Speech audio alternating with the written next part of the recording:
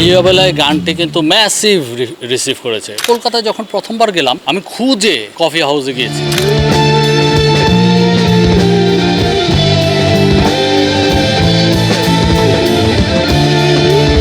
Financial উপার্জন ছিল 0 টাকা। Michael Jackson, he is filthy rich. Metro rail থাকে না, মানে পাবলিক ট্রান্সপোর্ট, ওখানে বড় বড় পিয়ানো ফেলা। প্রথম দশকটা আমাদের শিখতে শিখতে চলে গেছে, ফাইন। সেকেন্ড দশকে আমরা যখন গান রিলিজ করার জন্য ট্রাই করলাম, তখন ওই সময়টা ছিল খুবই, মানে মিউজিকের জন্য খুব স্ট্রাগলিং একটা সময়, যেটা এখনও সেই স্ট্রাগলটা এখন আর নাই। এবং আমাদের পূর্বসূরীদের একেবারেই ছিল না, কারণ তারা লেবেল কোম্পানিতে যেত। লেবেল কোম্পানি তার গান ভালো হলে তাদেরকে একদম ডেকে নিয়ে চা খাইয়ে বসিয়ে সুন্দরভাবে রেকর্ডিং থেকে শুরু করে সব কিছু প্রোভাইড করত। They were the providers. আমাদের সময় আমরা যখন প্রথম অ্যালবামটা রিলিজ করি জাহাজি, ওই সময়টা ছিল হচ্ছে পাইরেসির স্বর্ণযুগ। মানে ওই সময় কোনো লেবেল কোম্পানি ছাড়া গান রিলিজ করা যাবে না। তখন এখন কিন্তু কি করা যাচ্ছে, এখন একজন নতুন মিউজিশিয়ান সে চিন্তা করবে ঠিক আছে আমার ইউটিউব চ্যানেল খুলবো, আমি গানটা রিলিজ করে দেবো। সেই গান কেউ শুনুক না শুনুক তাতে কিছু যায় আসে না, সে রিলিজ করতে পারবে, চাইলেই পারবে। আমরা পারতাম, আমরা চাইলে গানটা রিলিজ করতে পারবো না, এটা ছিল আমাদের প্রথম সমস্যা। সো ওই পাইরেসির যুগে কোনো গান রিলিজ করতে চাচ্ছে না অবস্থায় আমরা যখন রেকর্ড কোম্পানিতে যাচ্ছি, গানটার মানের দিক থেকে চিন্তা করা এগুলো মানে খুবই তখন কঠিন আর কি। মানে তখন ঠিক আছে মানুষ কি শুনতে চায়, কমার্শিয়াল আসপেক্ট কতটুকু আছে,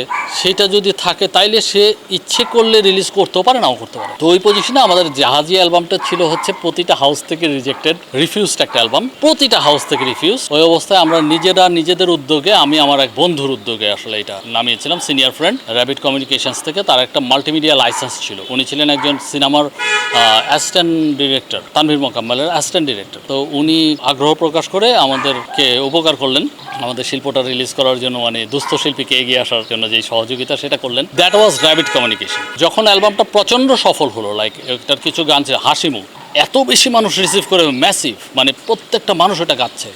কোনো একটা নাটকেও এটা হ্যাঁ ইউজ করা হয়েছিল নাটকে। আমরা খুব খুশি হয়েছিলাম যে ইউজ করেছে, আরে আমাদের গান, তাই নাকি? তাও নাই, মানে উই ওয়ার রিয়েলি হ্যাপি। এবং ওইটা যাই হোক, সেগুলো সুবাদে হোক আর যেটি হোক, মানুষ রিসিভটা যখন করলো তখন হলো কি, তখন কমার্শিয়াল হাউস থেকে অফারটা আসলো যে ওকে এই অ্যালবামটা আমরা নিতে চাই, কারণ এর কমার্শিয়াল আসপেক্ট আছে। যদি না থাকতো ডেফিনেটলি তারা বলতো না, শিরোনামহীন এই জায়গায় হয়তো থাকতো না, হয়তো অন্যভাবে থাকতো, হয়তো অনেক কিছুই ঘটতে পারে, সেটা আমরা আসলে জানি, কিন্তু বাস্তবতা হচ্ছে এটা। So that was that. কিন্তু ওইটা নিয়ে আমার কোনো রিগ্রেট নাই।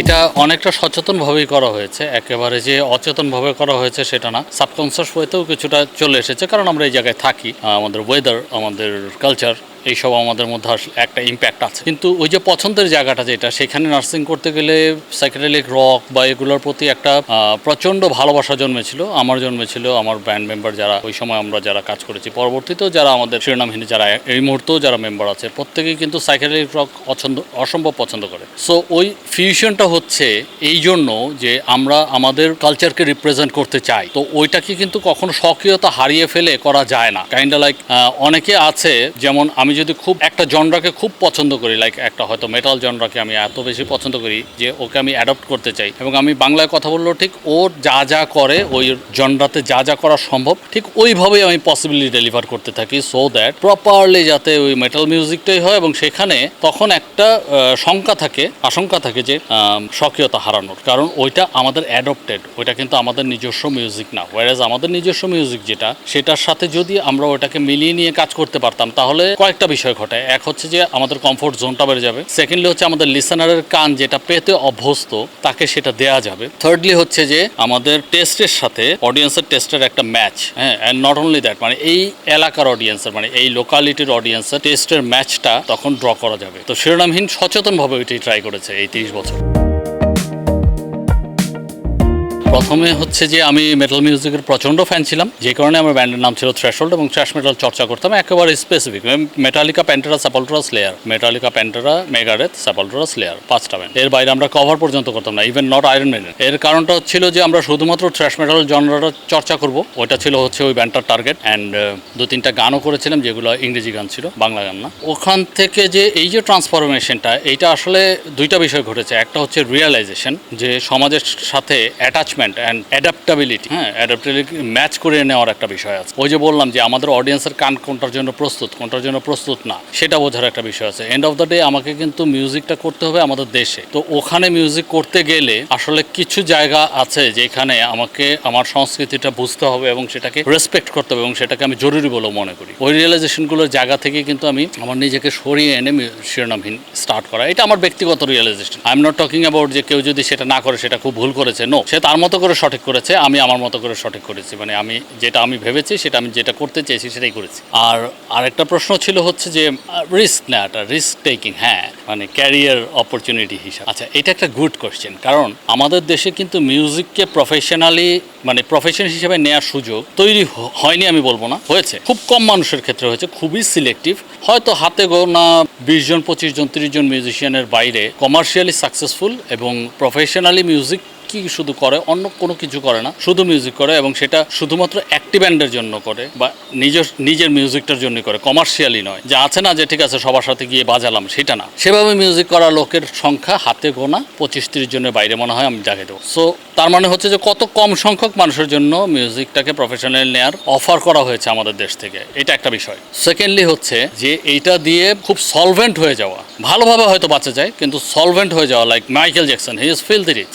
যারা একেবারে পৃথিবীর টপ আর্টিস্ট, তারা কি করছে, তারা এতটাই রিচ যে তারা কিন্তু যে কোনো সোশ্যাল কজে তারা ডোনেট করতে পারে, তারা বড় অঙ্কের ডোনেট করে ফেলে। আমরা কিন্তু প্রায় দেখি, এগুলো আমাদেরকে অনেক ইন্সপায়ার করে। কিন্তু আমাদের দেশের কোনো মিউজিশিয়ান কি ডোনেট করতে পারে? লাইক আমাদের দেশের যে সর্বোচ্চ মিউজিশিয়ান যাদেরকে আমরা কাউন্ট করি, যাদেরকে একদম রকস্টার হিসেবে একদম মানে কিং হিসেবে কাউন্ট করি, তারা কি পারে? লাইক আজম খান কি পেরেছিল? নো, পারে নাই। মানে তাকে এতটাই সাফার করতে হয়েছে, স্ট্রাগল করতে হয়েছে যে তার জন্য চ্যারিটি কনসার্ট পর্যন্ত করতে হয়েছে। তো এইটা হচ্ছে আমাদের দেশের মিউজিশিয়ানদের প্রতি দেশের অফার, যে তুমি যদি মিউজিক করো তাহলে তোমাকে মেনে নিতে হবে যে তুমি এতটাই খারাপ থাকবা। এটা আনফর্চুনেট, এটা শুনতে খারাপ লাগে কিন্তু এটাই সত্যি।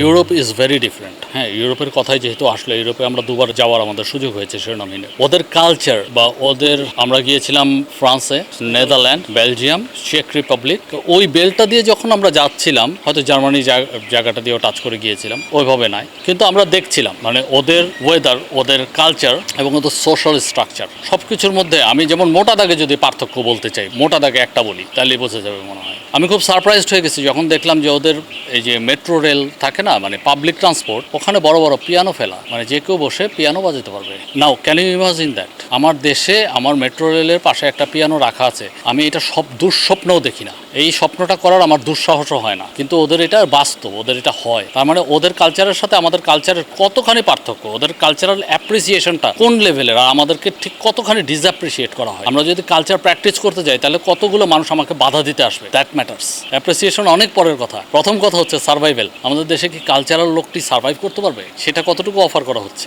এই জায়গাগুলোতে আমাদের কাজ করার সুযোগ আছে। আমার মনে হয় যে এটা শুধু সরকারিভাবেই নয়, আমাদের সামাজিকভাবে, আমাদের পারিবারিকভাবে, পরিবার থেকে শিক্ষা, যে সংস্কৃতির প্রতি যে শ্রদ্ধা, সম্মানবোধ, সংস্কৃতিকে যে বাঁচিয়ে রাখতে হয়, সংস্কৃতি যে একটা দেশের মেরুদণ্ড, এটা যে শেখা এটা তো একটা বাচ্চা শিখতে হবে, সেটা তো তার বাবা মাই শেখাবে। সেটাও যদি সে না শেখায়, হ্যাঁ, তাকে যদি সেখান থেকে সরিয়ে নেওয়ার চেষ্টা করা হয়, তাহলে আমরা ঠিক যেই ধরনের একটা মূর্খ, একটা অর্বাচীন একটা সোসাইটি পাবার কথা সেটাই পাবো, কারণ সেটা আমরা ডিজার্ভ করি। আর ওরা সেটা ডিজার্ভ করে না, কারণ ওরা ওদের মেট্রো রেলে একটা পিয়ানো ফেলে রাখে, আমরা রাখি না।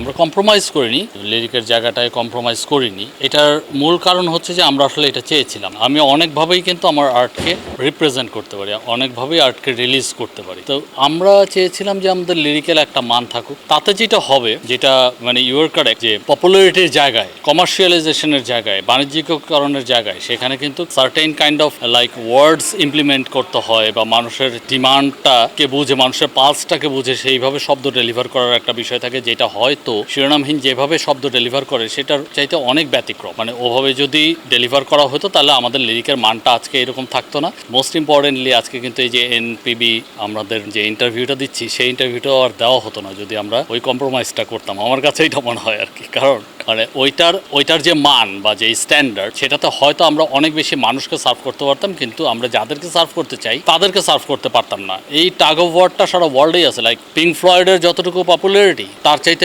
তখনকার pop artist, no offence to anyone, Britney Spears আছে বা ম্যাডোনা ছিলেন এক সময়, তাদের পপুলারিটি অনেক অনেক বেশি, অনেক গুণ বেশি। বাট পিঙ্ক ফ্লয়েড আসলে ওইটার দিকে যায় নাই। তারা চেয়েছিল তাদের যেই টেস্ট সেটাকে ডেলিভার করতে। শিরোনামহীনের চাহিদাটাও অনেকটা এরকমই, যে আমরা আসলে চেয়েছি যে আমরা ঠিক যেটা বলতে চাই বা আমরা সমাজের ঠিক যেই পয়েন্টগুলো নিয়ে কথা বলতে কমফোর্টেবল ফিল করি, সেই পয়েন্টগুলো নিয়ে আমরা কথা বলবো। নো ম্যাটার হোয়াট, সেটা কতজন মানুষ রিসিভ করলো তার চাইতে আমাদের কাছে ইম্পর্টেন্ট হচ্ছে কে রিসিভ করলো। সেই লোকটাকে আমরা তার রুচির জন্য তাকে আমরা ভ্যালু করতে চাই। এই অবেলায় গানটি কিন্তু ম্যাসিভ রিসিভ করেছে। এমন কোনো মানুষ নাই যে এই গানটা গায় না বা শোনে নাই, এরকম পাওয়া যাবে না, আমার মনে হয় নাই। হ্যাঁ, ওইটার লিসেনিং নাম্বার অফ লিসেনার্স দেখলেও এটাই বোঝা যায়। 70 মিলিয়ন প্লাস আছে এখন ইউটিউবে শুধুমাত্র একটি ভার্সনের ভিউ, অন্যান্য ভার্সনের কথা আমি বাদ দিলাম। সো ওই গানটায় যে মেসেজটা ছিল, হ্যাঁ, যে বেদনার আরতি আছে, সেটা যে মানুষ আসলে রিলেট করতে পারে, সেটা আমরা কনসার্টে অসংখ্যবার দেখেছি। হ্যাঁ, তারা তাদের মতো করে তাদের টেস্ট অনুযায়ী সেই মেসেজটা রিসিভ করে সেই গানটার সাথে কমপ্লিমেন্ট করছে। সেটা নানাভাবেই হতে পারে, গান গেয়ে হতে পারে, সেটা কোনো একটা ব্যানার নিয়ে এসে হতে পারে, কোনো একটা ছবি নিয়ে এসে হতে পারে, এনিথিং মাইট হ্যাপেন। কিন্তু তারা তো সেটা করে, তার মানে সে কিন্তু সেটা বুঝতে পারছে। বা ক্যাফেটেরিয়া, আমি বিশ্বাস করি যে ক্যাফেটেরিয়া গানটা যার পছন্দ বা জাহাজি গানটা যার পছন্দ, সে ওই যে মধ্যবিত্ত কিশোর ছেলেটির কিশোর থেকে তরুণ হওয়ার ট্রানজিশনাল মোমেন্টের ছেলেটার স্ট্রাগল, ওইটাকে রিলেট না করে জাহাজি গানটা শোনে না, অসম্ভব, এটা হতে পারে না। বা ক্যাফেটেরিয়াটা আসলে তার নস্টালজিক মোমেন্টকে সে তার ইউনিভার্সিটির বা কলেজের ক্যাফেটেরিয়াটাকে রিলেট করে নিয়েই এই গানটা শোনে। সো এই গানগুলো আসলে মানুষের জীবনের সাথে না এভাবেই জড়িয়ে গেছে, এবং সেটা নট উইথ লিরিক। কারণ আমাদের গানে শুধুমাত্র ভাইব দিয়ে একজনকে ডান্স করাবে এরকম গান তো শিরোনামহীনের নাই। যদি থাকতো তাহলে আমি বলতাম যে হ্যাঁ ঠিক আছে, ওইটা মনে হয়, ওটা হয় না, কারণ ওইটা আমাদের নাই। আমার কাছে মনে হয়েছে ভাইয়া অবজারভেশনে যে কফি হাউস গানটা যেরকম একটা নস্টালজিয়া দেয়, ক্যাফেটেরিয়া গানটা আরেকটা জেনারেশনকে ঠিক তেমনিভাবে নস্টালজিয়া দেয়। কখনো কি আপনি ওইভাবে ভেবে দেখছেন? একদম আমি একমত। আমার কাছেও তাই মনে হয় যে একটা জেনারেশনকে ডেফিনেটলি, মানে ওই যে কেটার করার বিষয় থাকে না, ওই গানটা যেভাবে কেটার করেছে, এই গানটাও আসলে এইভাবে একটা জেনারেশনকে কেটার করেছে ফর শিওর। হ্যাঁ, আমি কিন্তু কলকাতায় যখন প্রথমবার গেলাম, আমি খুঁজে কফি হাউসে গিয়েছি শুধুমাত্র এই গানটির জন্য। আমি তো জীবনে কফি হাউস যাই নাই বা দেখি নাই, তাহলে আমার তো ওইটা নিয়ে কোনো মেমোরিও নাই, তাহলে আমি ওইটা কেন দেখতে গেলাম? হ্যাঁ বুয়েট, কারণ আমি তো বুয়েটে পড়তাম। তো ওখানে আমরা মানে প্রচণ্ড লেখাপড়ার একটা প্রেশারে থাকতাম। হ্যাঁ, খুব আমাদের মনে হতো যে আমাদের টিচার আসলে আমাদেরকে মেরে ফেলার চেষ্টা করছে। তো সামহাও ক্যাফেটেরিয়াটা ছিল আমাদের একটা মানে এমন একটা জায়গা যেখানে গিয়ে আমরা মনে করলাম যে ও মাই গড, আমি অন্তত 15 মিনিটের জন্য আমি একটু নিঃশ্বাস ফেলতে পারছি। চা সিঙ্গারার অর্ডার দিলাম, একটু গান টান গাইলাম, তারপরে চলে গেলাম আবার যেই কাজ সেই কাজ। বাট হোয়াট এভার, মানে দ্যাট ইজ কোয়ালিটি টাইম। ওইটা তো সবার জীবনেই ঘটেছে টু সাম এক্সটেন্ট, কোনো না কোনোভাবে।